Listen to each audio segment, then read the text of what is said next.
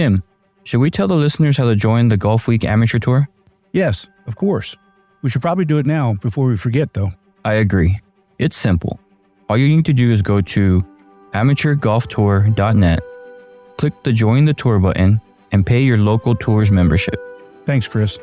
Membership for 2024 is open, so register today to join the oldest, largest, and best amateur tour in the country. And remember, this podcast can be found on all the major platforms. So make sure you like, download, and share it with all your friends and family. Chris, that's a great idea. Now, on to the show.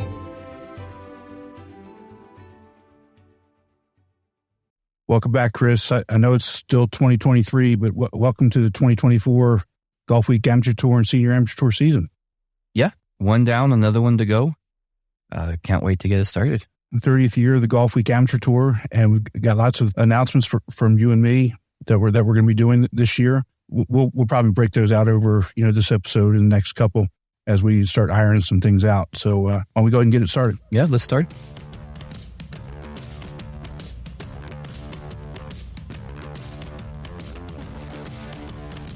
Ladies and gentlemen, Golfweek Amateur Tour, the podcast. Talking about all things Golfweek Amateur Tour, including interviews with tour directors, players, and course pros.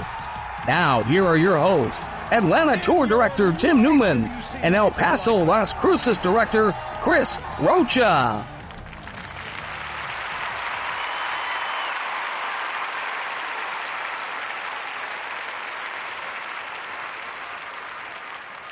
Chris, welcome back to the States. You were gone for a little while, or one nice little cruise. I want to hear all about it. Yeah, I mean, it was a fun family trip. We talked about it before. Once the season's done, we have a little quick 1 to 2 week break before we start getting the ball rolling, especially for the tours on the West Coast that have more months to be able to play.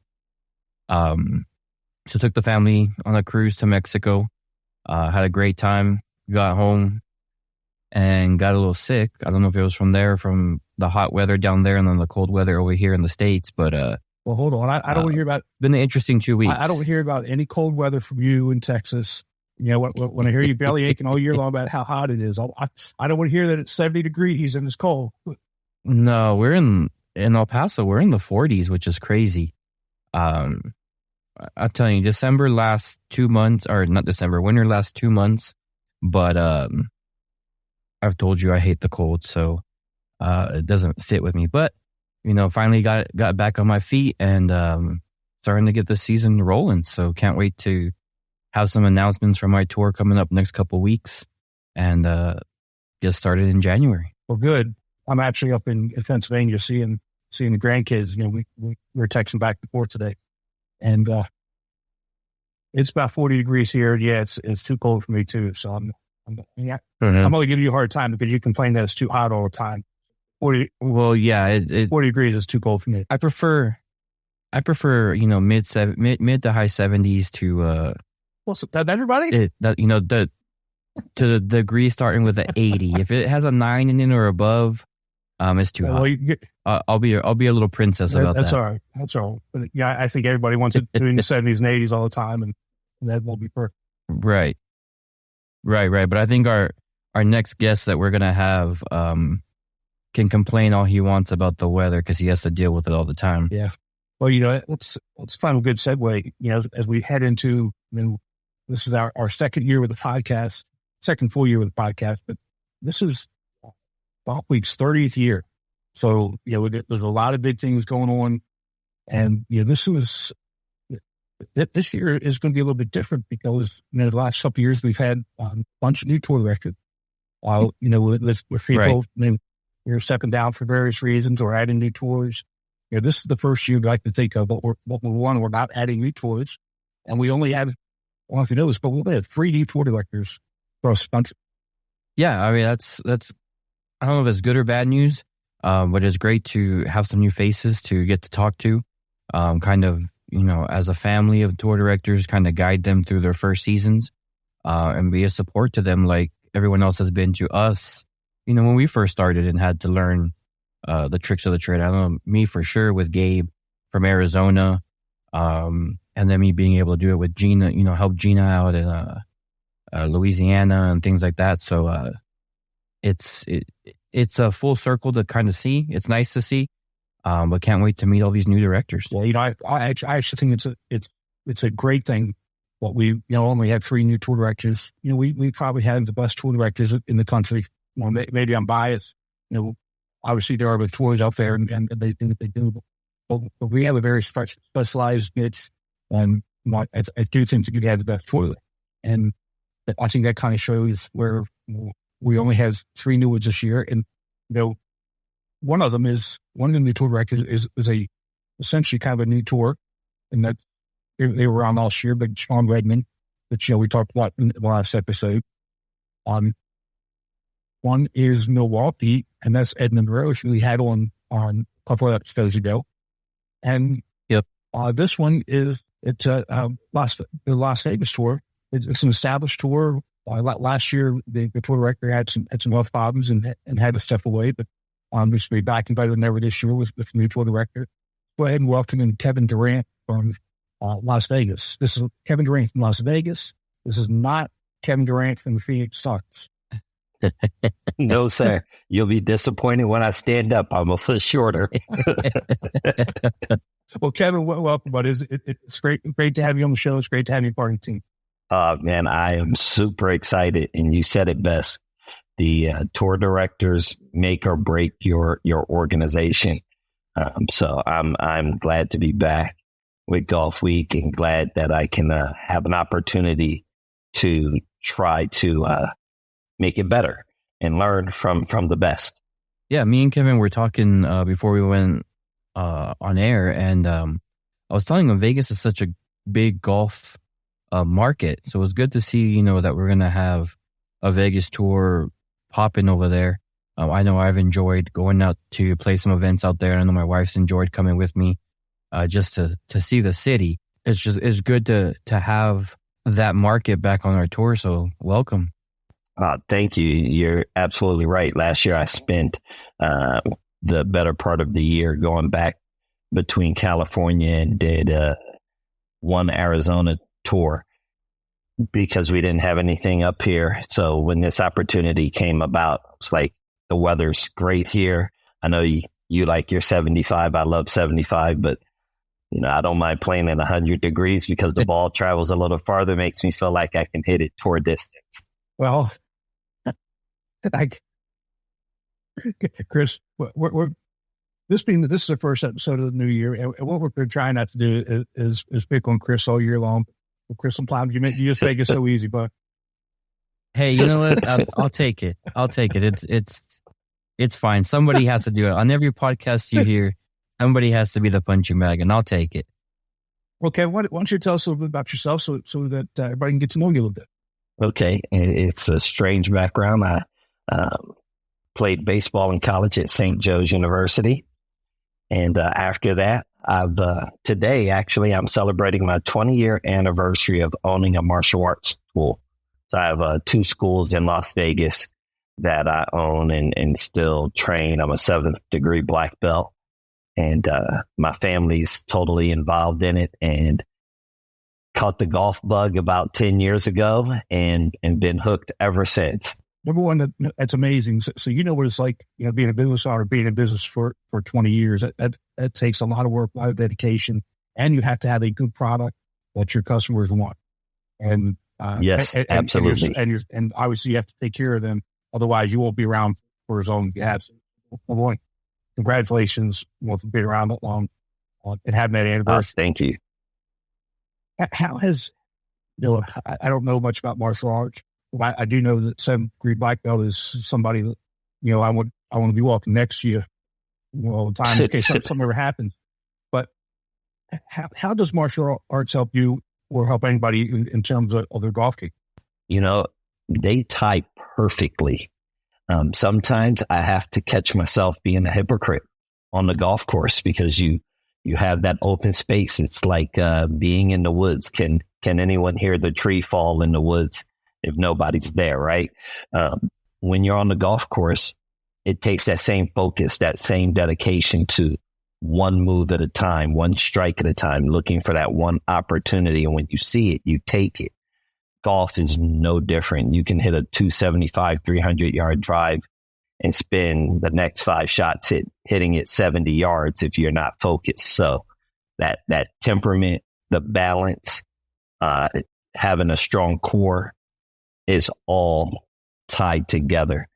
Absolutely. And when I'm on the golf course, it's funny because I will be 55 in next month, and I'll hit next to a 28, 30-year-old. And they're like, wow, you put it out there, man. Your swing speed is so fast. I'm like, yeah, not too bad. They asking me my age, and then they're like, you're what? And it's from that martial arts. It's the core. It's the balance, that good eye vision from baseball to take your time, see that ball just like it's sitting on a cone. Let's take a quick break and hear from our sponsor, Srixon. A great iron set needs more than good looks. It's got to be fast and got to be pure. But good looks never hurt either. The all-new ZX Mark II irons from Srixon. And so that's probably my problem. I don't have good balance. I don't have good core strength. And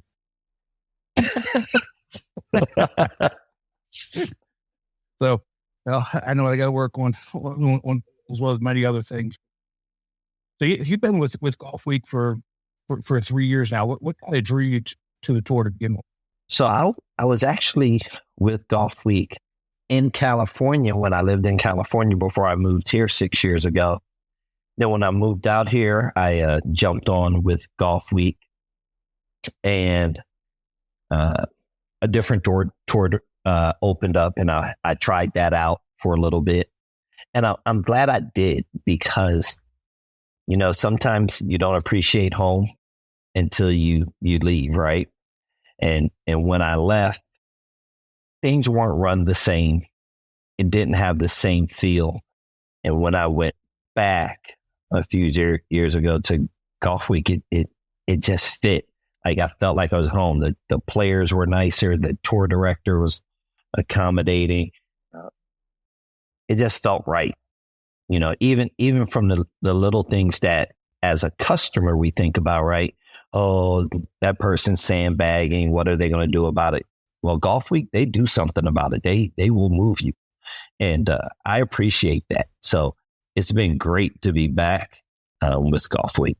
Well, like I said, it's great to have you. Well, it comes back to the people that really make the best tour directors are the ones that have been members and know what the product is and know what the tour is about. Because again, yes, it's just really kind of seamless. So we don't have to teach them, the idea of camaraderie, the idea of family, the idea of fun competition, right? Those types of things. Somebody who doesn't necessarily know the culture of the tour, we have to kind of teach them and bring them along. It takes them a while to understand and get. And it ties right back to martial arts for me. Integrity is first and foremost. And I've played on 2 other tours over my 10 years of playing golf, and the integrity level in Golfweek is second to none. And that's what I need. That's what I want. Because if you're going to, participate, you want to know that it's on an equal playing field and that you're making friends, you're having fun, but everybody's trying to do it the right way. So we know that you can kick anybody's butt, probably. But how is the golf game for Mr. Durant over here in Las Vegas? I have moments, and I have moments. I can bolt one out there 320 and spend the next 5 shots trying to get in to putt, right? So I always say if I was going to write a book, it would be, can I putt from here? If I could putt. Whoa. Sometimes getting around is a challenge. But to answer your question, I'm really a C flight player. But I was on a text thread talking about that camaraderie on Golfweek, and everybody's talking smack, and we're having some fun. And someone said, man, I'm just winning on the B flight. There's nobody that can touch. I said, put me in the B flight. I told the tour director, jump me up to the B flight. And you know what? It actually improved my game tremendously because I'm a long ball hitter, right? It forced me to start playing the short game and play the smart game. So take out a 5-wood, hit that 240, and know that you can hit the next shot. You have a club for it, right? Versus just trying to, 350. I think if I have a 1% chance of hitting that drive, maybe I should pull out a 7-iron or a 6-iron and go 200 and play a 150 shot in. So it's getting better. I'm starting to think my way around the course a lot more because I'm taking it more serious now that I'm back on the Golfweek Tour and that I push myself into the B flight, even though realistically my scores would say I should be a C flight, but I don't mind that. I love competition. I get punched and kicked for a living, so losing on the golf course doesn't bother me. That's all good. Chris, how many times have we heard that story? When you move up a flight, you've got to figure out a different way to get the ball in the hole than you did in the flight that you were in. And I think this is something that when you hear guys come and say to you that they can't compete in a different flight. 14 is a 14, a 13 is a 13. Doesn't really matter what. How you get the ball in the hole is different than how somebody else gets the ball in the hole. And you just got to be able to figure out what works for you and get better at the things that you need to get better at to leverage for. Oh, when you talked about, what I do for a living, martial arts, perfect example. I mean, I hit that 280, 300 drive and I'm like, this is it. This is it. Oh, birdie. I'm already looking at the scorecard. The old guy behind me is hitting it 220, hits a second shot. It rolls maybe onto the front of the green or a little short. I go left, right, start talking in Spanish. He chips, one putt. He's par. I'm looking at a 6. Here you go. Right.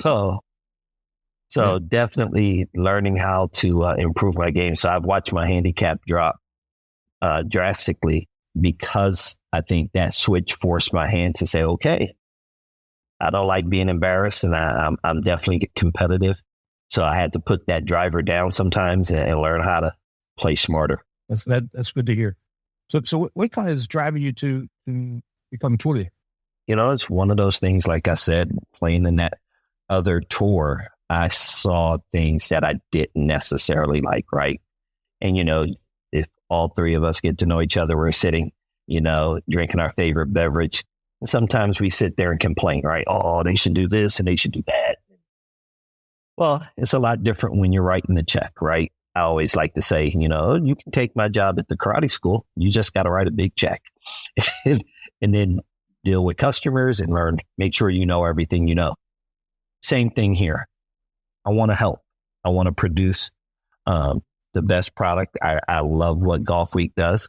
So at the end of the day, instead of talking about it and complaining, I want to be part of the solution. And when I saw that Vegas was not available, it didn't deter me from Golfweek. It actually made me drive back home to California and take the 3-hour drives and go to all over and play some great courses in SoCal. I'm from the Bay Area, so learned some courses. But I said, man, there's a need in Vegas, right? There's great golf courses. There's great opportunity. Mm-hmm.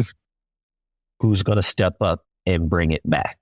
So I want to step up and bring it back. And I talked to one of our players, Randy Murrell. He's a great golfer, way over my pay grade. And said, hey, I want you to help me bring back Vegas because we were doing all the traveling to California last year. So we want to still support California, but we want to create something here. Well, you've got plenty of opportunity there. Like you said, it's a great market, plenty of golfers, plenty of great courses, plenty of opportunity. So looking forward to seeing how you guys do. So what can the players expect in your first year?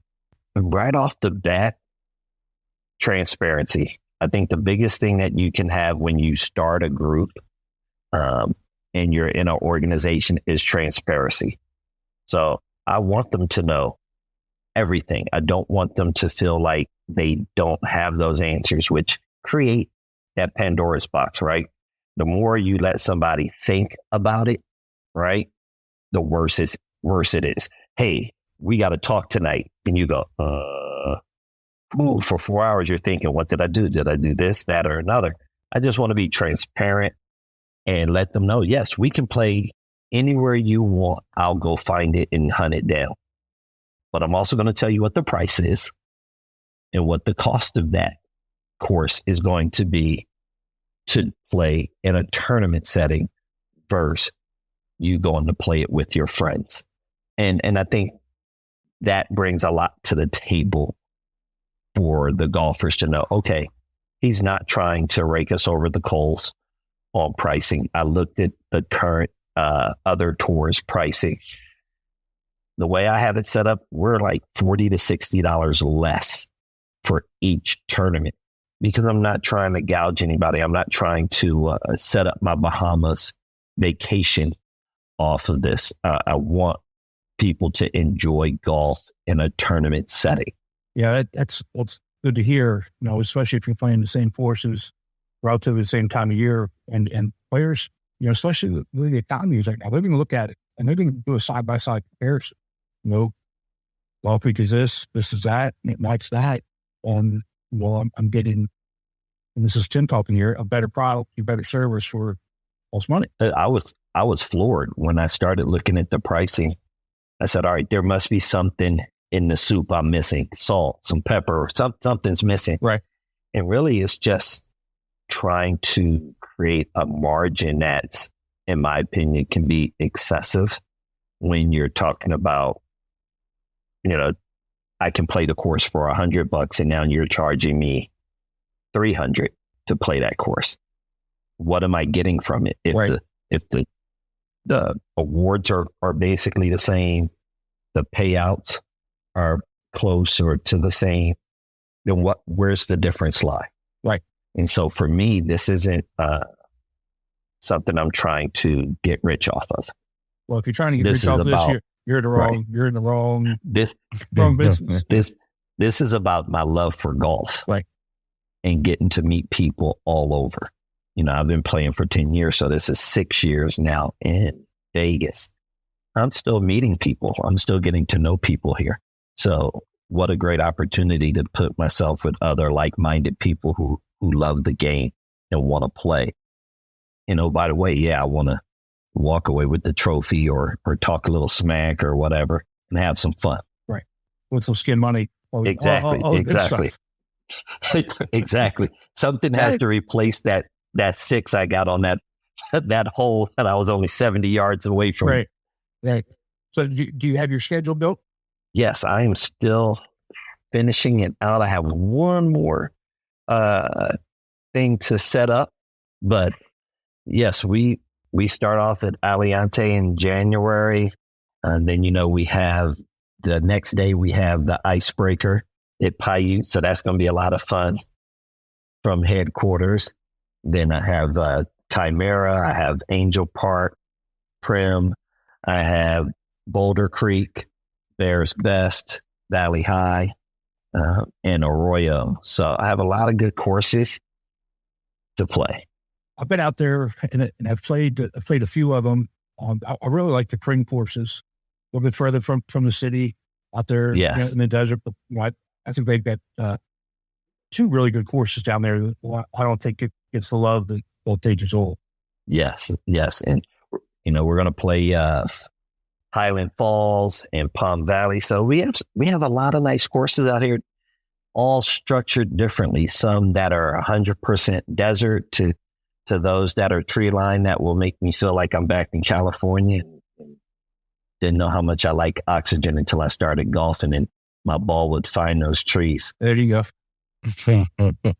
Well, I can't wait to make it out and have some fun and get to meet you and see how the new tour is doing out there. I can't wait. I got some exciting stuff that we're working on to make it better and different.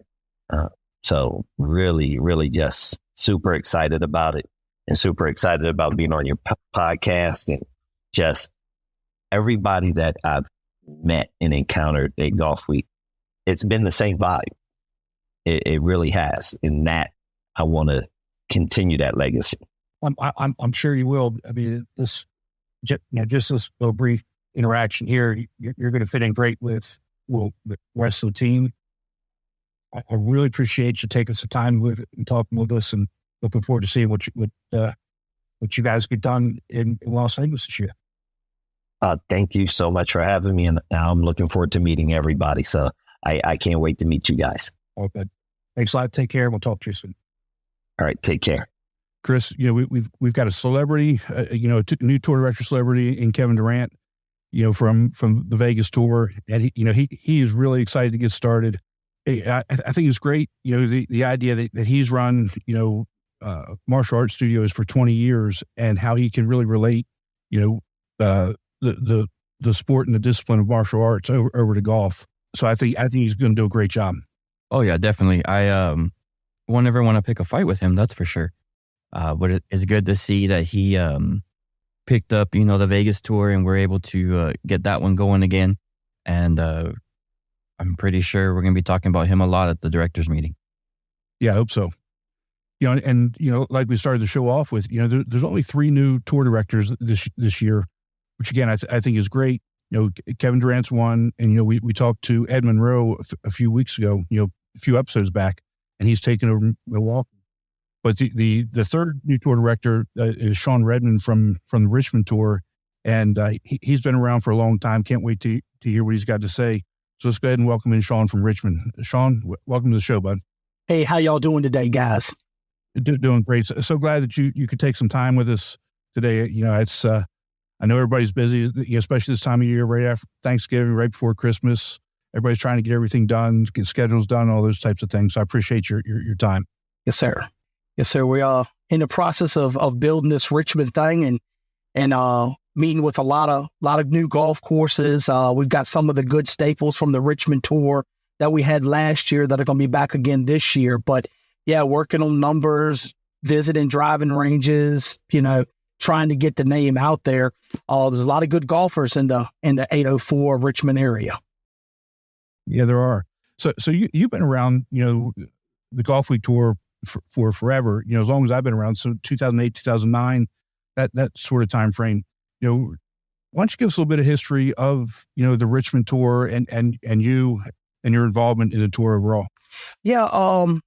I started back, my first tournament was in D-Flight when there was a Richmond tour. And at that time, it was the last year of the Richmond tour for a while. And then I was addicted. Started in D-Flight, went out, played Belmont Golf Course, which was a staple in Richmond at the time. Shot a smooth 108 in D-Flight. And, nice. and I was just hooked after that. And for competition, if you did anything competitive in your life, the older we get, the only thing we could compete in is golf. The way the tour's set up, you can be in a neck-and-neck battle in D-Flight, B-Flight, A-Flight, Champ Flight, but it's in your flight, and you have a chance to win, and no matter what your flight is, you're the winner for that flight. And I think a lot of people that have been competitive in sports across the realm, and especially golf, it just gives you an outlet of real playing golf. A lot of times, even some of the VSGA stuff, and, you got 2 or 3 players in your flight, and, the brand that's out there with the Golfweek, through all the tours, I've played, different events throughout the country on different tours, and it's competitive. And the people you meet is the biggest thing to me. Through D-Flight till now and A-Flight, I can see my C-Flight guys that I played with, and we're friends. You build relationships, and I think relationships build the tours. That makes sense. Absolutely. So, yeah, for sure. Yeah. And that's what it is. 'Cause what sells the tour more than anything else is word of mouth. Everybody plays golf with other people. So if you can get 1 or 2 guys to come in and play your event, and you host a good event, they're going to tell somebody, and then it's going to grow from there. I've been playing for a long time, and it's just something that just, I don't know. It got to me where I said, this is something I want to do. And we just, kept playing. I think, not to pat myself on the back, but I think I played 16 years without missing an event on the Tidewater Tour. Wow. So, and it just worked out. I didn't have no major family events and I didn't get sick, but you know, you look forward to that. You look forward to the points you want to win. And you know, you got to get in there and repetitious and show up to all the events, but also, you know, you got skin money, you got prize money. And then once you get your group of friends, you want to beat those guys, you know? Right.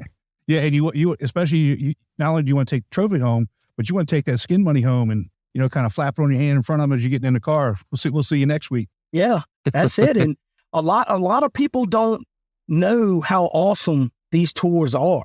And then now we've got regionals. You know, last year I played the one at the Golden Horseshoe with Lyle. We went down to Fripp Island. I mean, we've got some phenomenal venues for regionals now. Yeah. So it's, you know, it's always been prestigious, but now it's on the next level.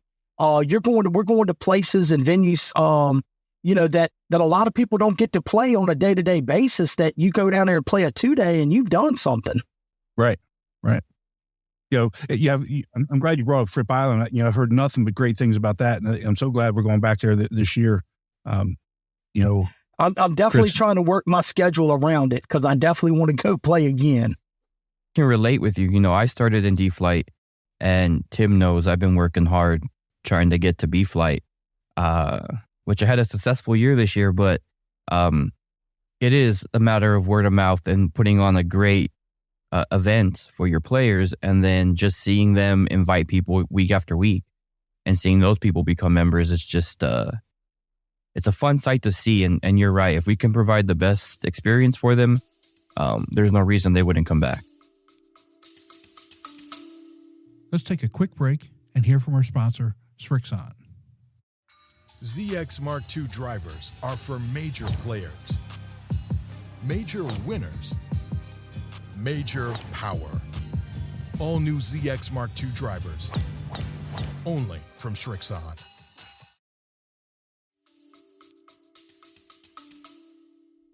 Yeah, it's you're building relationships. And Tim will tell you, we've met people over my 17, 18 years of playing. I've met people that I never would have met in day-to-day life. Lawyers, doctors, carpenters, brick masons, pipe fitters, Navy officers, SEALs, the whole nine. And when you meet different people from different areas and different walks of life, it's just a different relationship. It's a different bond. Golf pulls people together because I don't care who you are, how much money you make, you chip in for eagle, you hold a long putt for birdie, you hit a great drive. People are going to say, hey, man, good shot. I mean, you build relationships. And if it's built on that, it'll sustain. And then everybody looks forward to playing. I know the first tournament of the year, there's people that I can't wait to see that I haven't seen all winter, you know? And it's like, hey, man, just like when I go up to Cephas's tournaments, I'll see some guys up there that I haven't seen in a while. Talk to them. How's it going? Same thing when we go down to down east or when we go down to Georgia and play. I mean, there's certain people that you look forward to seeing. And that's sort of like going back to the Players Cup a little bit. So you build a relationship with Cephas and Marty and them. So when you go play their tournaments, which is sort of in our footprint, which, you know, it's a 2-hour drive and you want to go play Cutter Creek or something, one of the nice courses they have on their tour. When you get down there, you already know people, so you're comfortable. You don't feel out of place. And almost every tour director that I've been to that has a tournament that we've traveled to, when you get there, they know who you are and they're glad and they appreciate you for coming. They was like, hey, that's Sean from the Tidewater, from the Richmond tour. And then you're not nervous about playing the tournament because somebody's already knows you and you know, you've already got a little bit of a relationship going. And that's my thing about the Richmond tour. I want to know my players.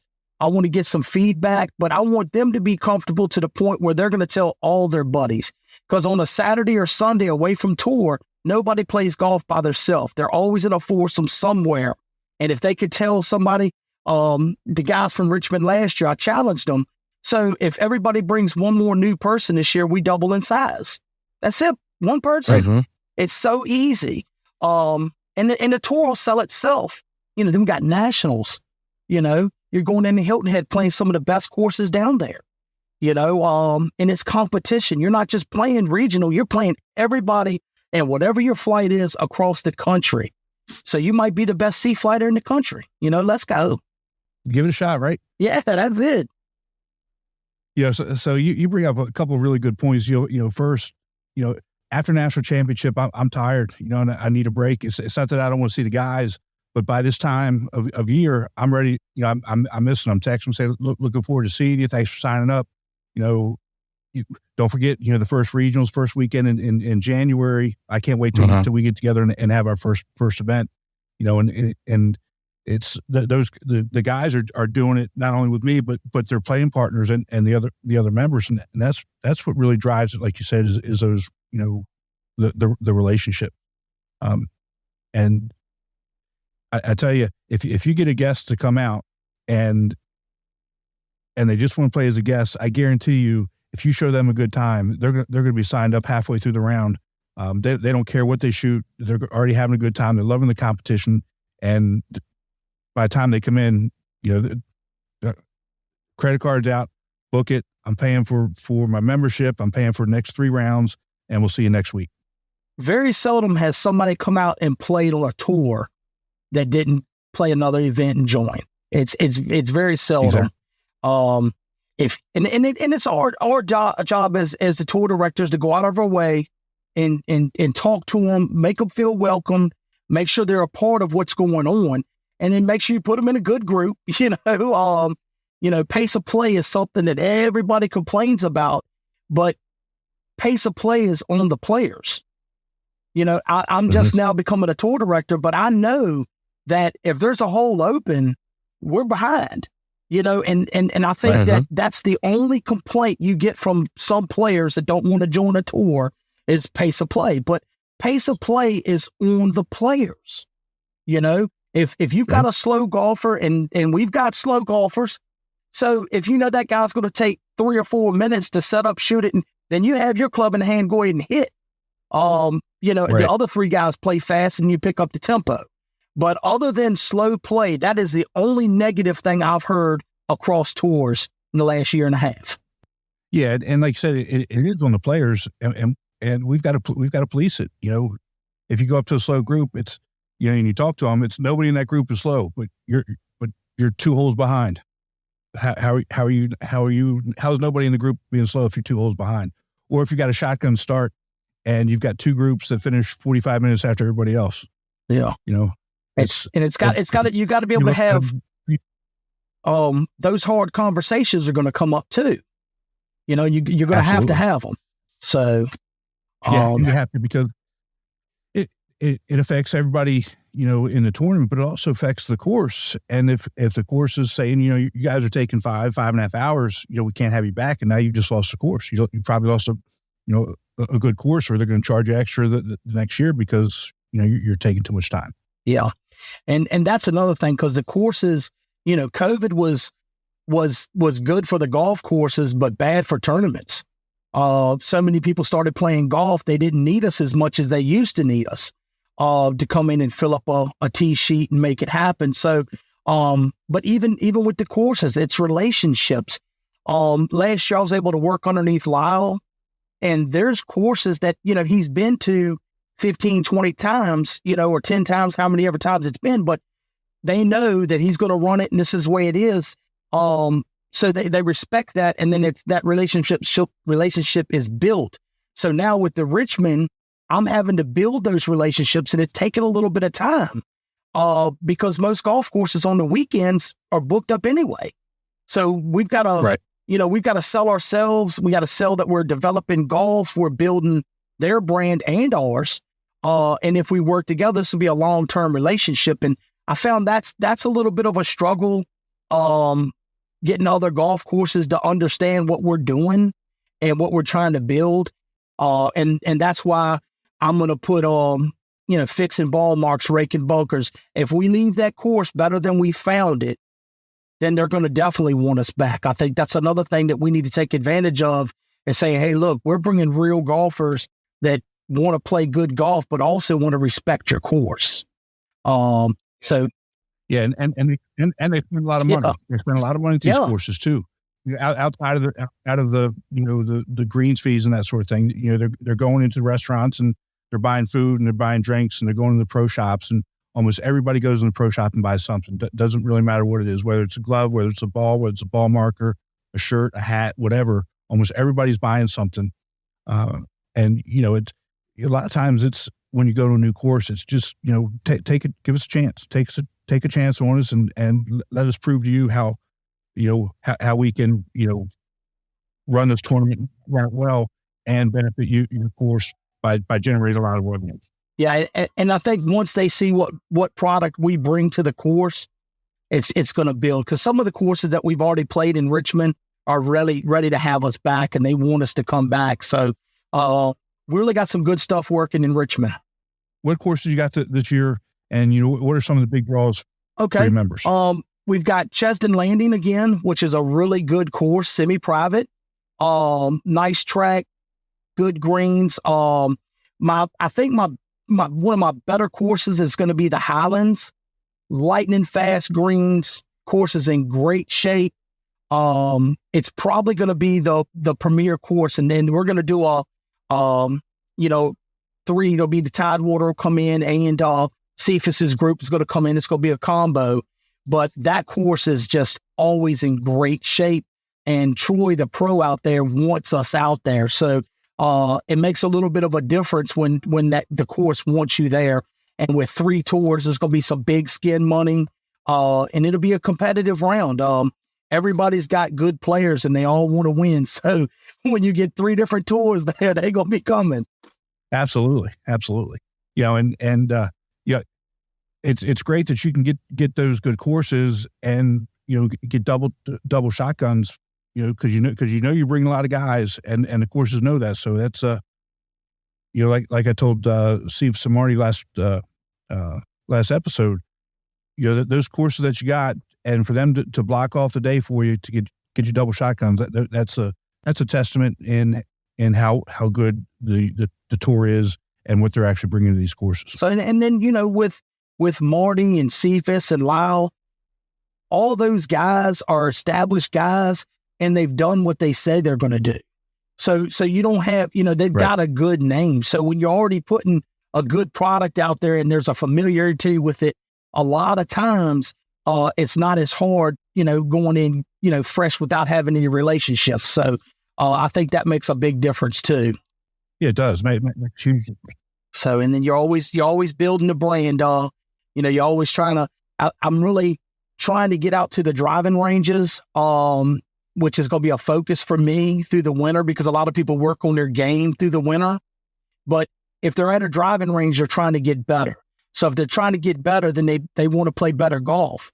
So you bring a product to them and say, hey, look, man, we're going to give you the opportunity to come and play and compete. And your flight, if you're a D flighter, you're a C flighter, whatever, you're coming out, you're going to compete on that level.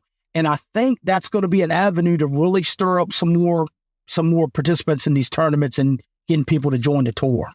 Yeah, I agree. And I don't know, I think you guys finished with like 70 some members. Yeah, I don't have the numbers in front of me, but I think that's pretty close. Yeah. And so number one, that's much better than the average first year tour. And so it generally, you start to see really good growth in years 2, 3, and 4. So if you're starting off with 70, better, way better than the average, you should end up this year with 125, 130 guys would be what would be a great that'd year. Be awesome. I think we're like 28 or 29 players have already signed up. And then I've got a bunch of guys that have already told me they're going to sign up. It's just, there's going to be another week or two before they join the tour. So yeah, we're going to build it. Right. And then, I've got a couple things. I've got couple guys that are doing some legwork for me, because you got to get the brand out there. They got to know about us. We're in the process of getting a trailer like, all stickered up and ready to go, because we're going to take the trailer, leave it at some golf courses, put up plenty of flags, and we're just going to promote the brand. The Golf Week, if you don't see Golfweek Amateur Tour in Richmond, it's my fault. So I'm going to be everywhere with it. Well, I know you've seen Steve's trailer, and he has as much stuff as he has on his cart when he's playing golf, he's got triple that in the trailer. I was about to say, are you sure it's not his golf cart that you're talking about, not his trailer? Well, he's going to have someplace to store all this stuff, That is hilarious. Next, we're going to see Steve Fitz rolling out the golf cart, already ready to go out of that trailer. But yeah, there's going to be some big things in Richmond over the next couple years. This year is going to be, and it's a little tough. It's a lot of behind the scenes that people don't really know when you're running a tour and you're getting everything going. It's a right good bit of work. And now I've always known, because I've been tight with Lyle for a long time, so I've always been able to watch him. And then I've talked with Gina and Louisiana and how she's been doing things. And it's a lot of work, but I found more joy this year in talking to golfers and trying to get them to come out and experience this almost as much as playing in a tournament. I don't know if that sounds weird to you guys, but when I'm at a driving range and I'm telling, hey guys, man, I was that guy. I was in D Flight. And I remember the first tournament I won at a playoff at Rivers Bend Golf Course a long time ago and shot a 98 and won D Flight. I remember those. I still got the trophy, so it means a lot to people, and people want to be competitive. And we give them that outlet, and it's going to grow. So I'm really excited. I'm really grateful for the opportunity. I've had a lot of good people in my circle, and the way it came about and everything was awesome. And I think because of my loyalty and my commitment, Lyle was able to reach out and start making this thing go last year and then turning it over to me this year. I'm honored because it's a big thing. Something that I've poured myself into, and I've enjoyed every round that I've ever played. But also so other people can experience that. Real quick, I'm gonna tell you a story. So a guy, Keith Weeks, a friend of mine, hadn't seen him since high school. Last year when I was starting the tour, we just started talking on Facebook. He plays a lot of golf, and he came out and he won his first tournament. And he just come up to me afterwards. He's like, man, I am so glad you got me to come out and play. And I was like, and I was more happy for him about winning than I was, anything else. So, because no matter what anybody says, when you win anything, you win something that you did, man, it's a good thing. It is awesome to see people win. It's good, brother. Yeah. And, make them think about this, you learn from one of the best in Lyle. Lyle he's been around, just finished his 20th year with Golfweek. He is the best. I think every tour director that I generally talk to reaches out to Lyle for advice. And that says something, and you've got the benefit. I mean, you've seen him, you've been working with him for years, and he's right there in your backyard. So, there's no doubt that you're going to do well. And it is a little pressure, because I don't, you don't want to let people down. So there's some big shoes to fill, but I will say this: Lyle has gone out of his way to help, but make it my show and not his. And I respect that, and I'm very grateful that I do have somebody, because I could tell you story after story. When you're around somebody for 17, 18 years, there's been a lot of good stuff. And when there was a year where we went back to back to back national champions, 3 years in a row we were national champions. I don't know, it's probably been done since then, but that team concept, and I'm building that in Richmond. I'm working on hammering some champ flight guys now. I want in the next 5 years, I want to compete in nationals. I want to go down there for Dennis to hand me a trophy. Woo, son. It is something I would love to experience. You build your team, and that's one of the things we're selling. We're selling our local tour, but we want to go down to Hilton Head, and we want to bring our best golfers and see what we can do. I completely agree with everything you're saying. Coming from West Coast, you want to be able to bring that team to compete, and it would be nice to get that belt or trophy or whatever it may be from Dennis and be able to hold that up high. So I I think you're on the right track, brother. I really do. And can't wait to see what you bring this year. Because, I mean, you can tell, we're a voice podcast, but you can tell in your voice how excited you are. And I think that's number one. If we're excited as directors and we show up with that excitement, then it just bleeds onto the players and then their friends and what they talk about on their weekend games or their week games. And that's how you build this tour, man. So I can't wait to see what happens. Yeah, I'm really excited about what we've got, what we're growing and the players. And like I said, there's a lot of good courses in Richmond. There's a lot of good golfers in Richmond. And as we get the brand out there, I definitely have the zeal for it. And like I said, when I came on tour in D-Flight, I needed that. I needed that in my life at that time. And some people won't tell you, but to be able to go out, compete, meet new people, and give you something, and there's something that you can go out and attain and get, it's just different. And us as men and women that have played competitive sports, and you need that outlet.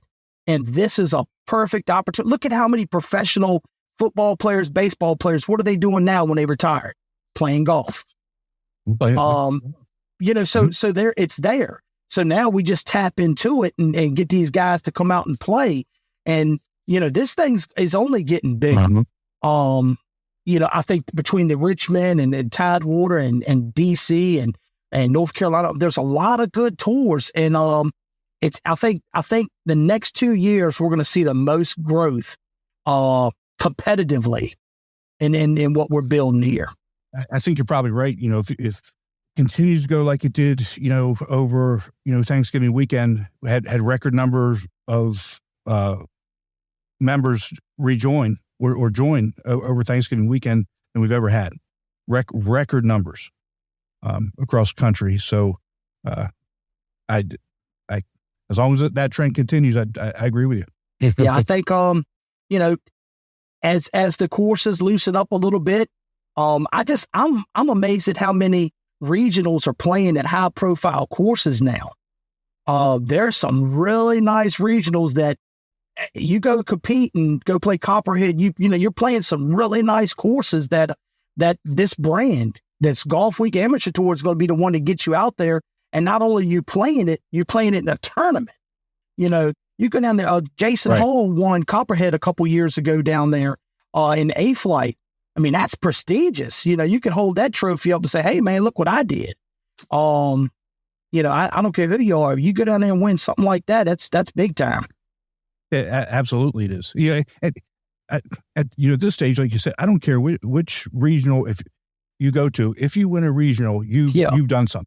And it doesn't matter what site it is, which course it is. Again, we're playing really great courses on these regionals. You go out to any regional and you win, you have done something. You should feel good about it. That's a trophy that you need to highlight, because you're playing the regionals. You're not playing just your local guys on your local tour. People are paying good money to go compete. They're not going down there just to have a good time with their guys. They're going down there to win. Right.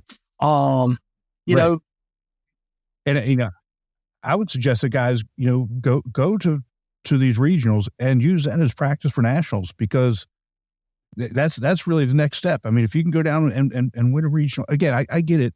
You got to catch lightning in a bottle 2 days in a row, but you get used to that elevated competition. You get used to playing outside of your comfort zone. Even when you're playing in a local tour, a lot of times you're playing with guys that and you've been playing with for a while.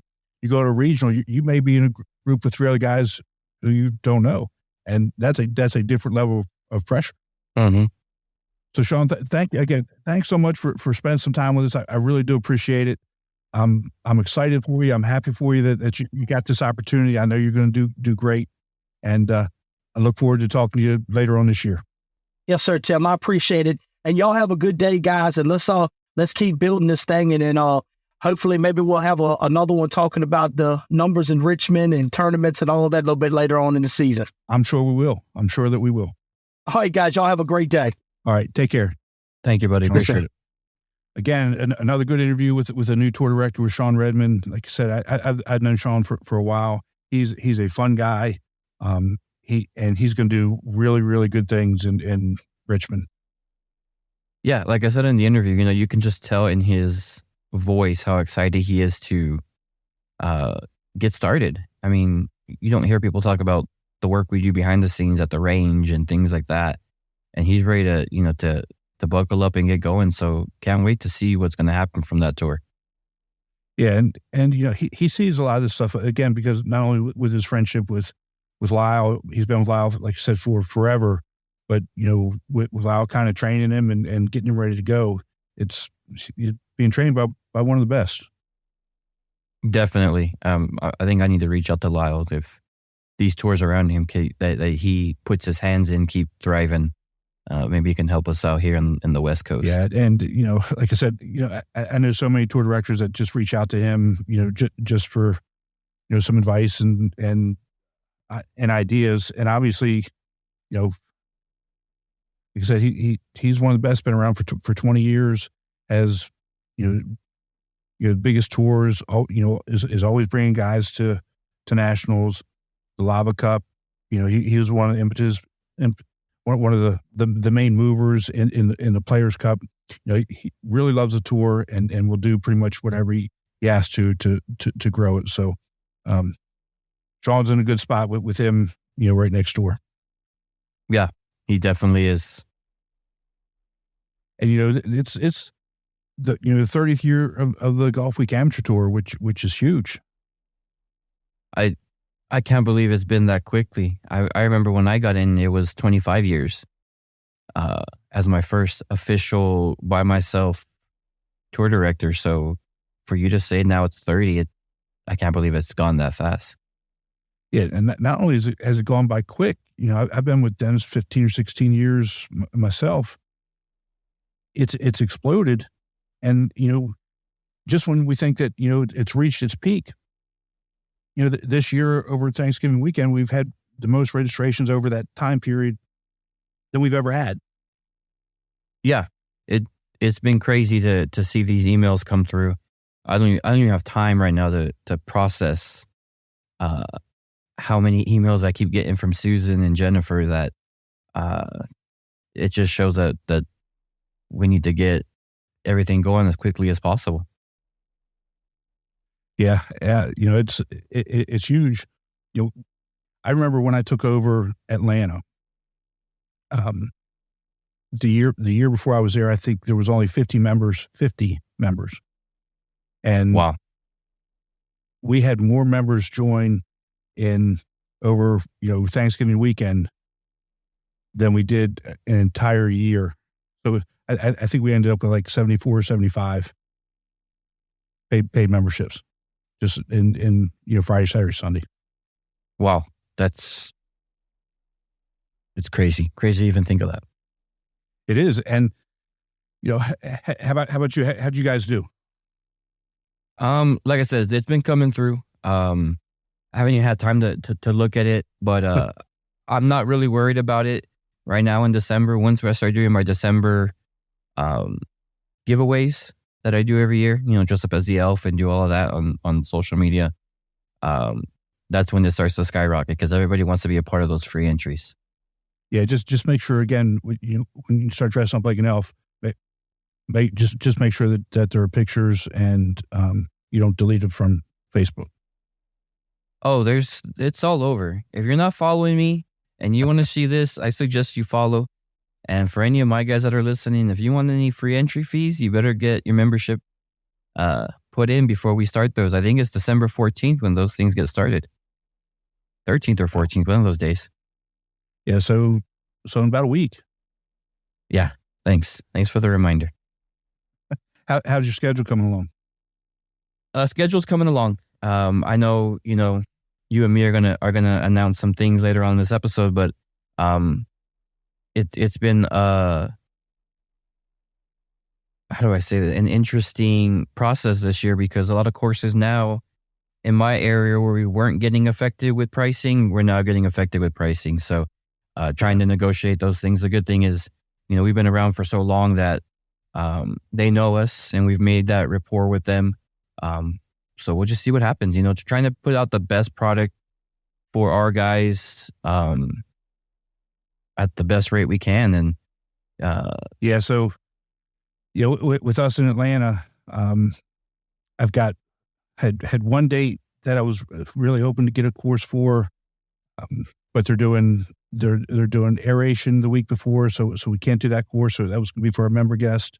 I've got 3 open dates, still trying to lock down, and the course that we wanted to do our local tour championship for was just sold. So we've got to wait a couple weeks to see how that breaks out, and who we need to book the tournament with.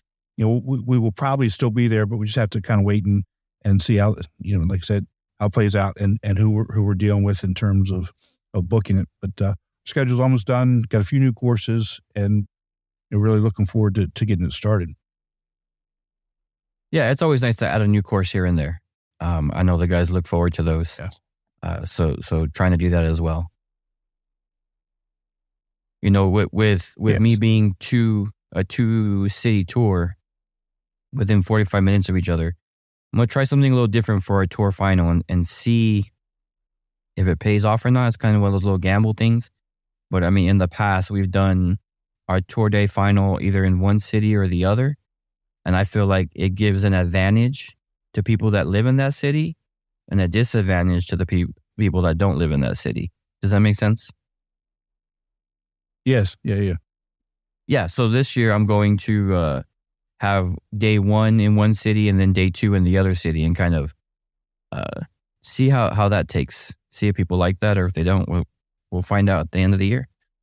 Yeah, that's not a bad idea. But you're saying that El Paso and Las Cruces are only about 45 minutes apart? Right. Las Cruces is the closest, and then you're talking another 3 to 6 hours to get to the next town. So it's fun.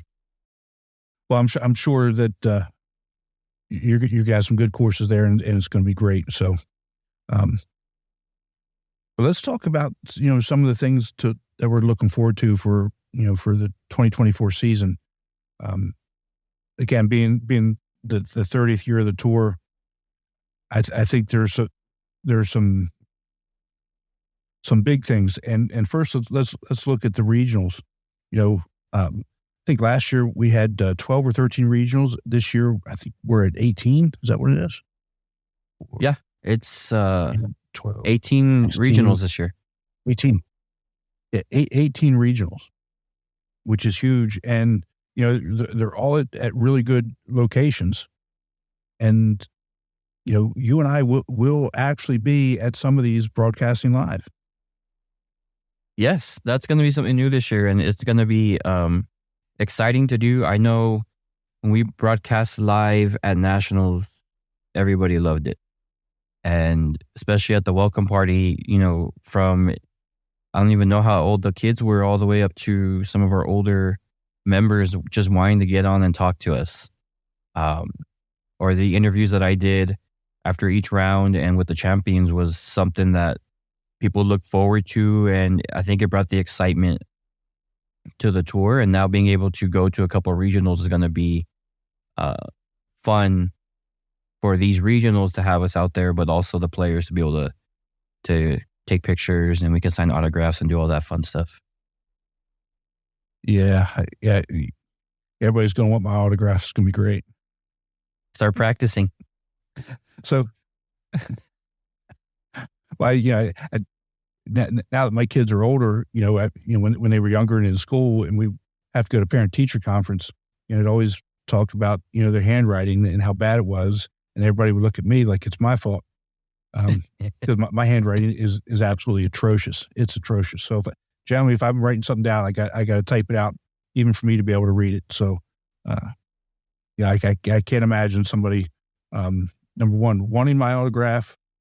Number two, if I wrote it down, then being able to read it and just not saying, "Oh, it's a scratch. Let's just throw it out."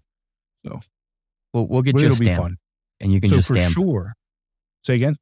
Just get a stamp. We'll just get you a stamp. Get a stamp with an X on it. There you go. So you and I have been talking, and for sure, 100% for sure, these are our two that we will definitely be at. And the first one will be the June 1st and 2nd Great Lakes Regional at American Dunes Golf Club in Grand Haven, Michigan. Yes, that's going to be fun. I don't think I've ever been to Michigan. My goal is to at least play one round in every state in the U.S. at one point in my life. But I don't think I've ever been to Michigan. I may be wrong. I don't know. But it'll be fun. The course looks, with the picture that we see here on the website, the course looks magnificent. And I know that you have a little part of that tour, or that course. There's something about that course that draws your eye. Yeah, so this is a Jack Nicklaus course. It's a tribute to our military. If you go to the website, it's owned by the folks that own Folds of Honor. So it's definitely a course that honors our veterans and those who fight to keep our freedoms.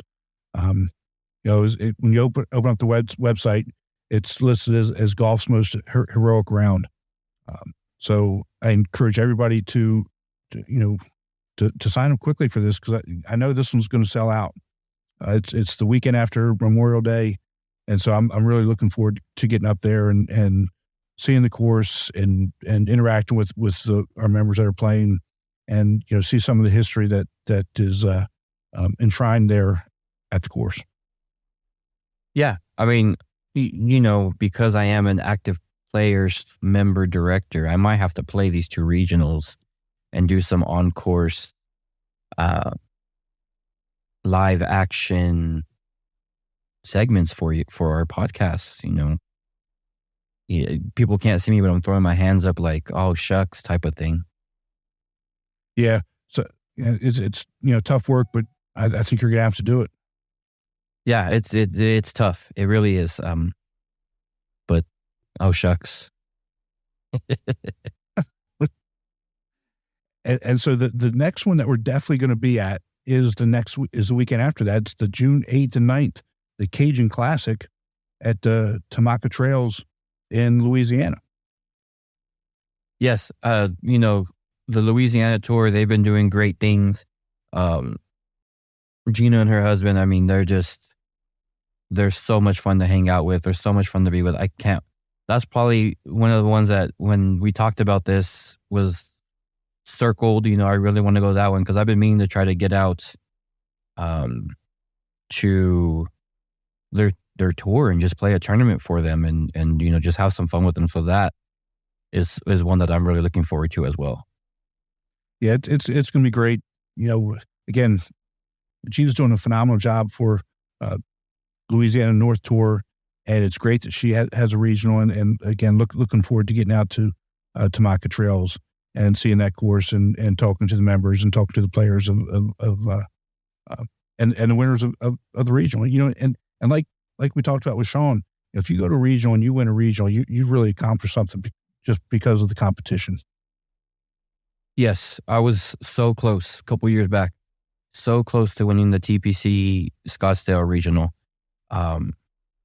And I've had one of my C flighters, now B flighter, Stephanie, she's won a regional in California, and you can just tell that once you win one of those, it just picks up your game and you just end up playing. You're a lot better golfer once you get one of these under your belt.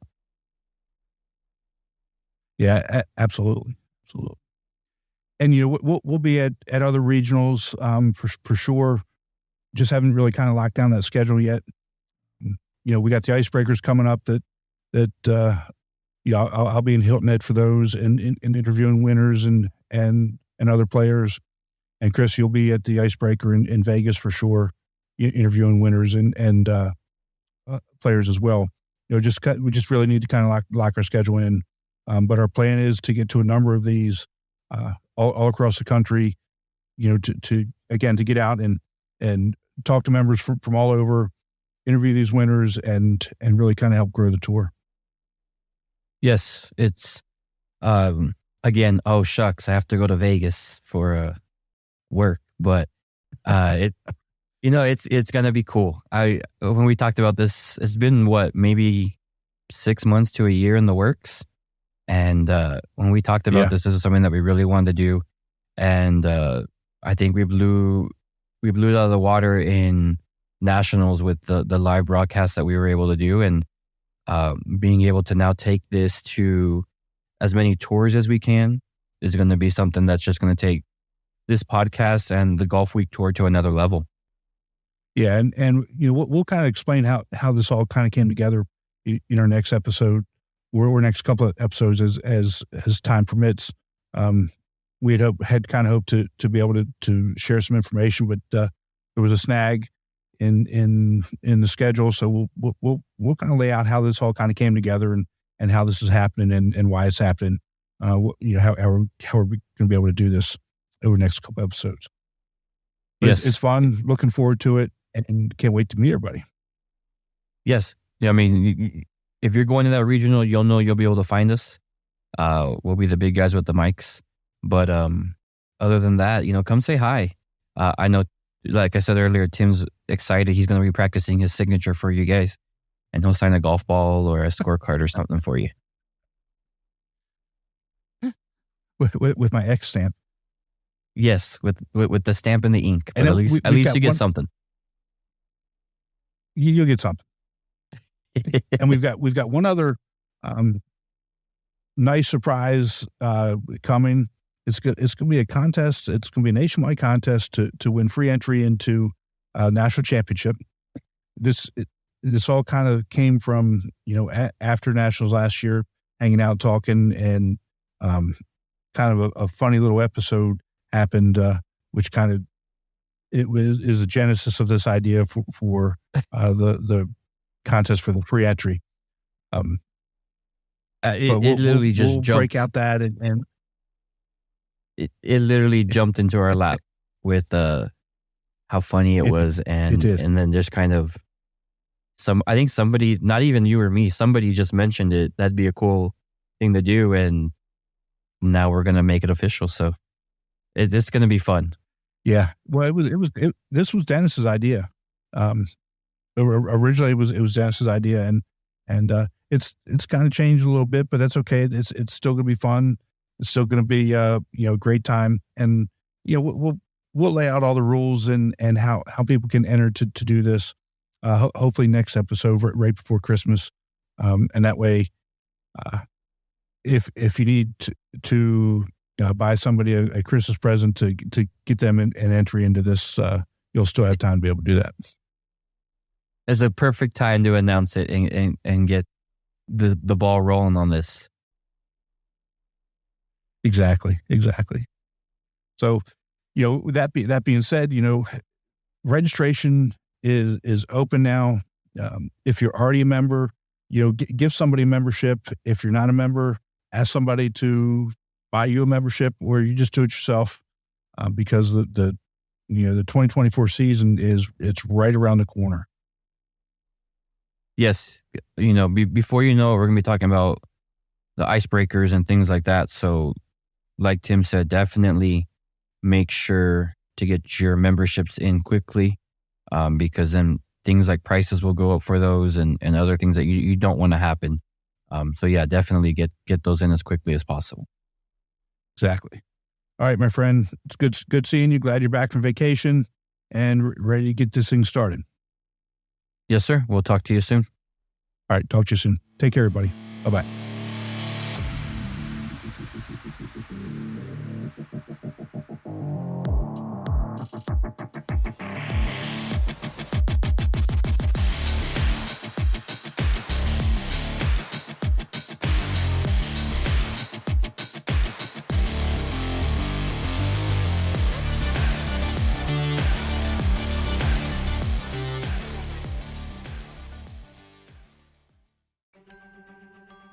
Chris, we didn't do it again. What didn't we do? We didn't say how to join the tour. That's right. It's simple. All you need to do is go to amateurgolftour.net, click the Join the Tour button, and pay your local tour's membership. Thanks, Chris. Membership for 2024 is open, so register today to join the oldest, largest, and best amateur tour in the country.